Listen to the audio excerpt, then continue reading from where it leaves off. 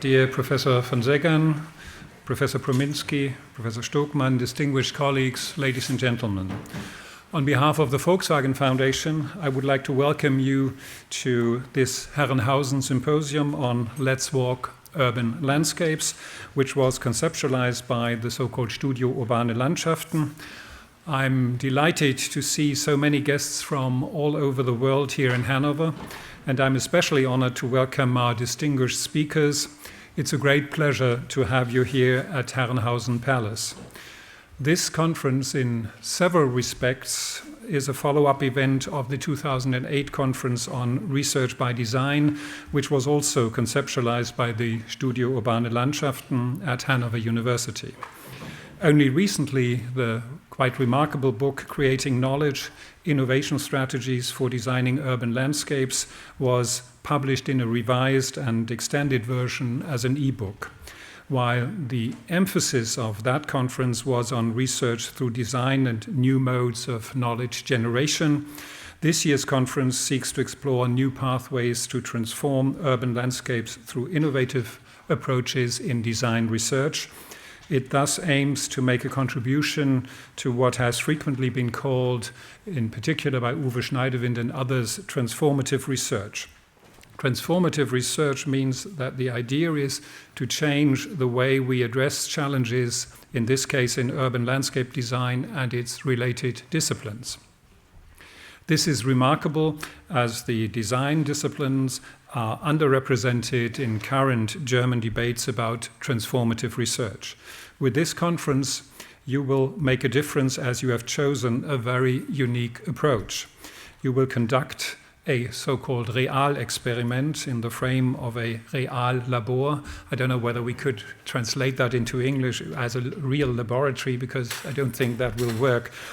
But I think this means that you will have to leave this conference venue also in between to go into the field, which is Hanover City and its surroundings.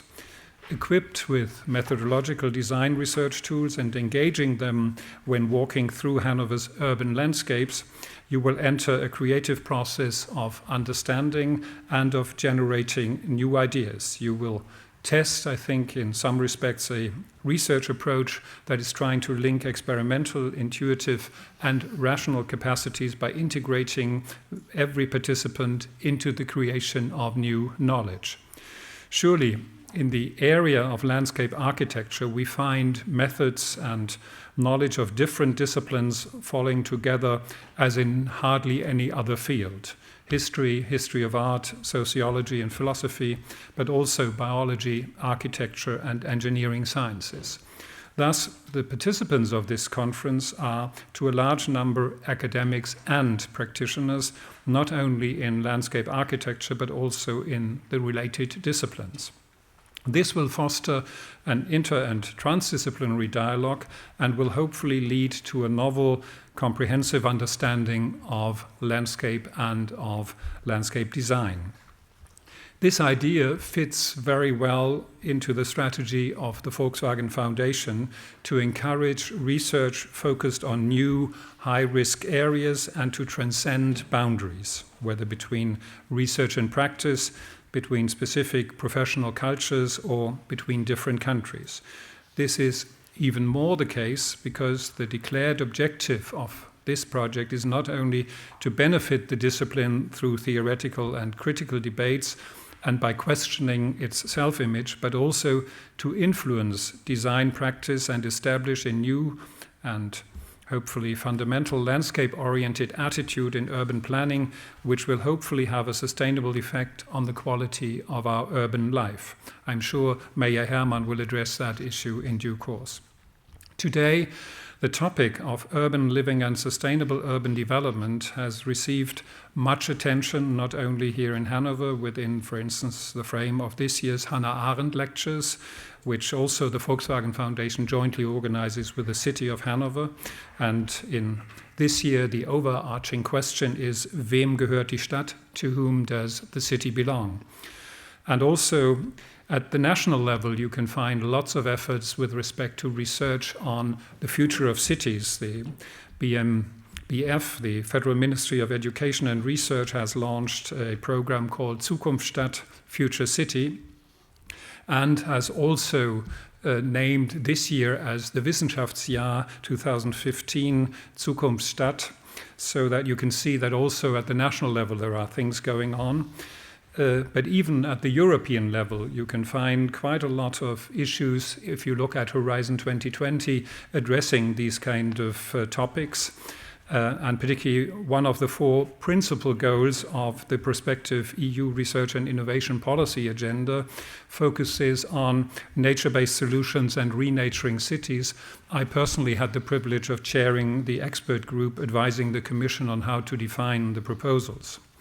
Since we have many guests from various parts of the world at this conference, please allow me to make a few remarks about the Volkswagen Foundation. Some of you may have asked yourself, why does a car manufacturer support research about landscape instead of just driving through it? Well, the Volkswagen Foundation is not directly affiliated to the car manufacturer of the same name.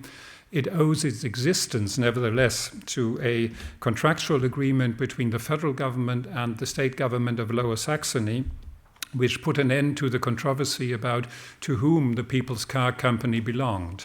After the war, first of all, of course, the federal government claimed ownership. Then the state of Lower Saxony said, well, it was neither the government nor the Nazi party that established Volkswagen, so it's all ours. And then the trade unions came in claiming ownership because it was the Workers' Front that ultimately set up Wolfsburg. And finally, the so-called Volkswagen Sparer came in, and they took the whole thing to court. And when they reached the highest court level, very quickly the federal government and the state government agreed upon a so-called Volkswagen law. Some of you may still remember that about a few years ago there was almost daily a report in the newspapers about the EU Commission attacking this so-called Volkswagen law.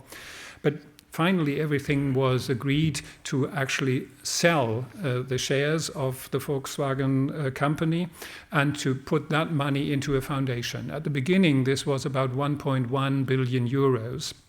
Nowadays, our capital stock is around 3 billion euros, so you can see that the capital stock, even in real terms, is still existing. And at the same time, we were able to spend more than 4 billion euros over the 50 years of our existence on research and higher education activities. So I think that's also a very sustainable way of investing your money. If you compare that, for instance, with the UMTS license billions, which were immediately spent, and if you ask now somebody in research whether he or she still remembers that there were some extra funds some 10 years ago, hardly anyone remembers that this was the case. So I think this is, of course, something the foundation can bring to you, opportunities to engage in transdisciplinary, transnational research and similar activities.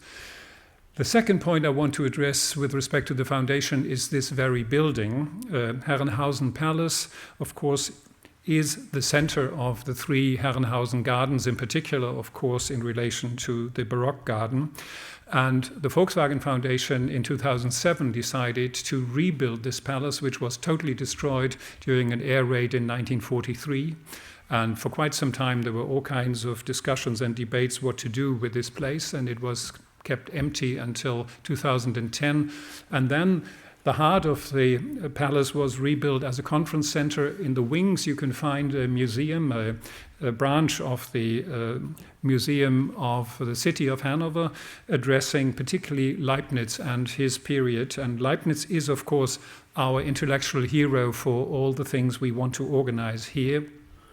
In particular, of course, the conferences we organize. Horst Bredekamp, the quite well-known art historian, wrote a book about Leibniz and the revolution of garden art, where he also expressed that one of the important differences between the hitherto perceived way of looking at Baroque gardens may just not be the adequate one. And he stresses that Baroque gardens, like the great garden of Herrenhausen, are actually, as he puts it, incarnations of freedom, namely the freedom of thought that is at the center of Leibniz's rationalistic philosophy. Not only gardens, but also palaces can be places of freedom and creative thinking. It was in this spirit that we rebuilt this palace and particularly made this auditorium as an extra part of the rebuilding in order to facilitate conferences like this one and some even larger ones. The Volkswagen Foundation, on the one hand, has invested in setting it up, but then, according to the so-called Gemeinnützigkeitsrecht, the charity law of Germany, we are not allowed to run it by ourselves. That's why we had to find a way of finding a commercial company to actually rent it out also to companies and others. But we use it on about 100 days a year in order to facilitate conferences like this one, lots of workshops and symposia during the year. So finally, I would like to thank Hille von Seggern, Martin Prominski, and Antje Stockmann for preparing and organizing this conference, but also Mareike Rüssmann, who was in charge of the organizational work at the Volkswagen Foundation.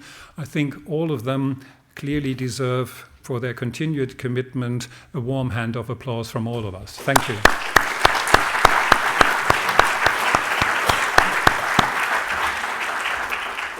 As Horst Bredekamp has shown in his study already mentioned, the great garden of Herrenhausen for Leibniz was seen as a greenhouse of knowledge creation, or Leibniz's term is ein Treibhaus von Erkenntnissen.